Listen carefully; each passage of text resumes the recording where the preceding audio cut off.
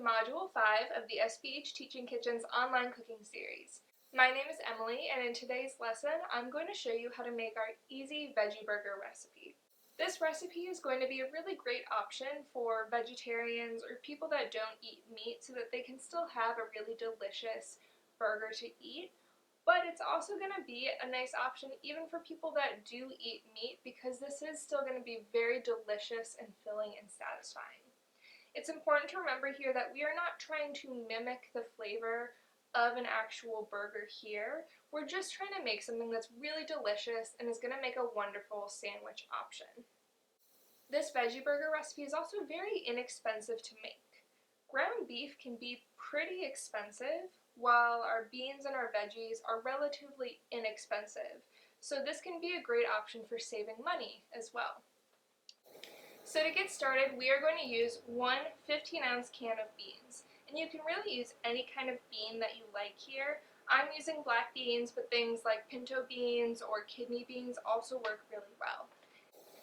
If you can find them, I also recommend getting low sodium or no salt added beans, just so you can be more in control of the salt that you're adding to your food. So we're going to add that to our bowl. And I did drain the liquid off of the beans and rinse them in a colander first. You don't want too much extra liquid on these beans because that can make your burgers really mushy and keep them from sticking together. So you want them to be fairly dry when you start. And then before you add anything else, you can just take a fork and mash those beans a little bit. The starches from the beans are going to help to hold everything together. Once you've mashed most of your beans, you should have a good paste that's sticking together really well. It's okay if you miss a few beans. You don't have to completely puree this. You just want it to be sticky enough to hold on to everything else. And now to this, we are going to add half of a yellow onion. And you do want to make sure that you cut that up pretty small. Because the onion's going in raw, the smaller it is, the more it's going to be able to cook when we go to bake these in the oven, so we're not just going to have raw onion in our burger at the end. I'm also going to add half of a red bell pepper, but you could use any color bell pepper that you like. Again, I cut that pretty small, so one thing you could do if you want is actually chop everything up in a food processor ahead of time. That's going to help your veggies to be really small and mix in really well into your burger. And then I just like to give that a quick mix before I add some of my other ingredients. Now for my seasonings, I'm going to add 2 teaspoons of chili powder, 1 teaspoon of onion powder, and a half teaspoon of cumin. And then instead of salt, I'm actually going to add 1 tablespoon of soy sauce. So soy sauce can be pretty high in sodium, but this whole tablespoon of soy sauce is going to have about the same amount of sodium as half a teaspoon of salt. So half teaspoon of salt, 1 tablespoon of soy sauce, same amount of salt, but that soy sauce is going to give us some extra flavors. Soy sauce has something known as umami in it. Umami is a savory, meaty flavor. It's that flavor that makes you want to go back for another bite of food. So we usually get umami from things like meat. So when we're making vegetarian dishes, we want to make sure we're getting umami from other sources, and soy sauce is a really great source of umami. So even though this dish doesn't really have any other Asian flavors to it, it's okay to use that soy sauce. It's not going to be too overpowering. It's just going to give our dish that little extra boost of flavor that it needs. If you don't have soy sauce, you can just use a half teaspoon of salt. And then for a little added moisture, because this dish doesn't really have a lot of fat to it and we don't want it to dry out, we're going to add a tablespoon of mayo. We want just a little bit of fat in here. Without it, our burgers can be really dry, and we don't want that. We want a burger that's going to be nice and moist and juicy. To bind everything together, we're going to add an egg. That egg has some added proteins in it, and when it mixes with everything else, it just helps things to stick together really well.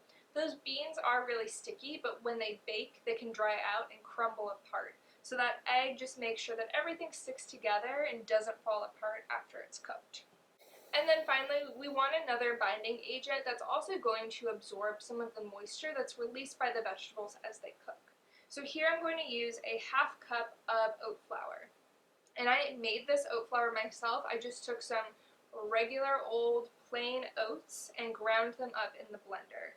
So this doesn't have to be a perfectly fine powder. It's okay if it's a little gritty, but it's just going to help to absorb that moisture and bind everything together. If you don't have oats, you could also use a half cup of breadcrumbs here. I like the oats because not only are they cheap and something that I usually have available in my cabinet, but they're also a whole grain, so these are going to add a little extra fiber and the benefits of whole grains to this dish as well. So I'm going to add that in, and then you just want to mix everything together until everything is really well combined. Once you're done mixing everything together, you should have, again, a uniform paste. It should stick to itself. And then we can go ahead and make our burgers. I'm going to bake these just because it's a little bit easier. So you're going to take a baking sheet and line it with either tin foil, parchment paper, or I have a reusable liner here. You want to give that a spray with some oil. Because these burgers don't have a ton of fat to them, even though we added that mayo, if we don't spray our pan with some oil first, they can stick and make it really hard to flip them.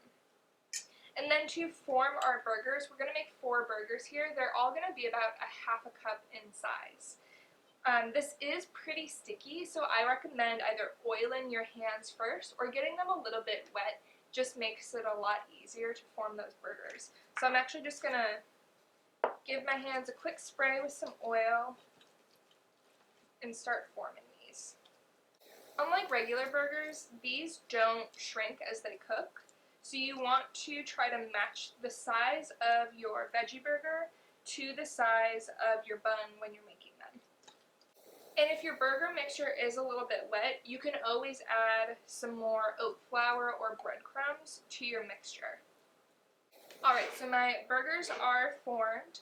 Now if you want, you could freeze these like this and just have frozen patties ready to go in your freezer, but I'm going to go ahead and bake them. So we are going to bake these at 375 degrees for 10 minutes, flip them, bake for another 10 minutes, and then they'll be done.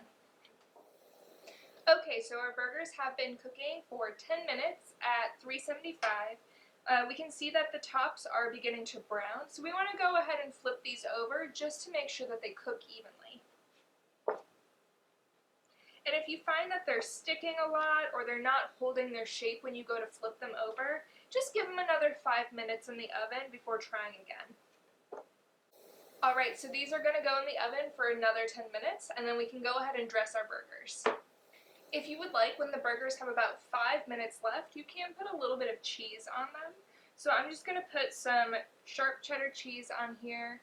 And you're going to want to use about ½ ounce. So you can either use pre-sliced cheese, or if you're like me and have a block, slice it really thin or shred it. That works really well because it melts very fast. And then put that back in the oven for the last 5 minutes of baking. Alright, our burgers are all done, and if you added cheese to them, that cheese should be fully melted and bubbly. And really all we're looking for here is for them to be pretty firm and slightly brown along the edges. They should hold their shape pretty well when you go to flip them. That's a sign that they're done baking. Now you can either serve these right away, keep them in your refrigerator for up to 5 days, or the cooked patties will save really well in the freezer for up to 3 months. I recommend doubling or even tripling this batch and making a lot at one time and storing them in the freezer so you have a really easy meal whenever you want. And now to serve our burger, I recommend using a whole wheat bun if you can find it. And on this, I'm going to add just a little bit of ketchup because some kind of sauce is always nice to have with a burger. So we'll do a little bit of ketchup on the bottom bun. We'll put our burger with the cheese on it right on top. And then I'm going to add a few slices of tomato, a couple slices of lettuce, and a few pickles. So we have a very full burger here. We put that bun on top, and now we have a really delicious vegetarian burger. It's going to be filling and satisfying. It's going to be a wonderful sandwich, and those frozen patties are going to make a great meal for us in the future. Thank you again for joining us for Module 5 of the SBH Teaching Kitchen's online cooking series. This has been our recipe for easy veggie burgers, and we'll see you again for the next one.